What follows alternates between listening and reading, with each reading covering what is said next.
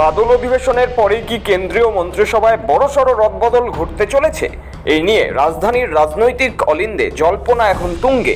সূত্র বলছে, কেন্দ্রীয় মন্ত্রীদের কাছে প্রধানমন্ত্রীর দফতরের পক্ষ থেকে নির্দেশ এসেছে, বাকি পড়ে থাকা সমস্ত প্রকল্পের ফাইলপত্রের কাজ দ্রুত শেষ করে ফেলতে হবে। কাগজ কলমের কাজ আটকে রাখা যাবে না। যে সমস্ত প্রকল্পের কাজ সময়সীমা পার করে গেলেও শেষ হয়নি, সেগুলিকেও দ্রুত গতিতে সম্পন্ন করে ফেলতে হবে। গত জুনেই নরেন্দ্র মোদীর তৃতীয় মন্ত্রিসভার 1 বছর পূর্ণ হয়ে গিয়েছে।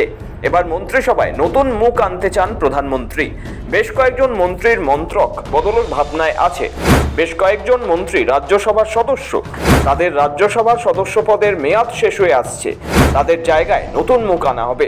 কয়েকজনের মন্ত্রক বদল করবেন প্রধানমন্ত্রী। জানা গিয়েছে, প্রধানমন্ত্রীর মন্ত্রিসভায় বদলের পিছনে বিশেষভাবে বিবেচনায় থাকবে বাণিজ্য। অর্থাৎ তিনি চান ব্যবসা বাণিজ্যের দিকটি বিবেচনায় রেখে মন্ত্রীরা মন্ত্রক পরিচালনা করুন। কারণ ঘুরিয়ে ফিরিয়ে সব গুরুত্বপূর্ণ মন্ত্রকের সঙ্গেই আমদানি রপ্তানির সম্পর্ক জড়িয়ে আছে। তবে রদবদলের ক্ষেত্রে শরিকদের সদস্যদের জায়গা দেওয়া থেকে শুরু করে বিহার নির্বাচনের সমীকরণ মাথায় রাখার সম্ভাবনা রয়েছে। পাশাপাশি কেন্দ্রীয় মন্ত্রিসভায় বেশ কয়েকজন সদস্যের হাতে একাধিক দফতর রয়েছে। তাদের ভার কমানোর কথাও ভাবছেন মোদি শাহ। একাধিক দফতর থাকার কারণে অনেকেই আশানুরূপ কাজ করতে পারছেন না বলেই শোনা গিয়েছে। এই তালিকায় সর্বাগ্রে রয়েছে রেল সহ তথ্য ও সম্প্রচার দফতরের মন্ত্রী অশ্বিনী বৈষ্ণবের নামও।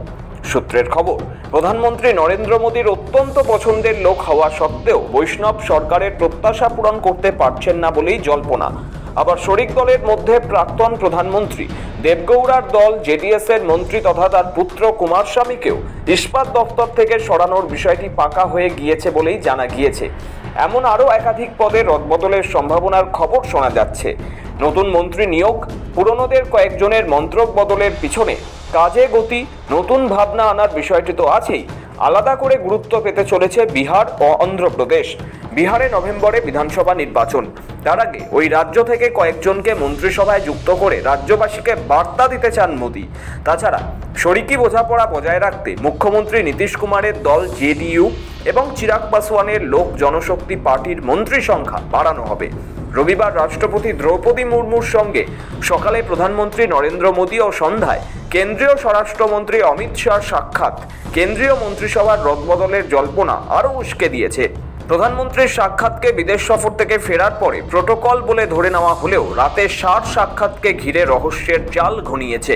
ধরে নেওয়া হচ্ছে এটাই নরেন্দ্র মোদীর প্রধানমন্ত্রী হিসাবে শেষ টার্ম।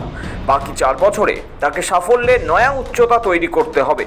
যদিও জল্পনা আছে বয়সের কারণে তিনি আগেই সরে যেতে পারেন।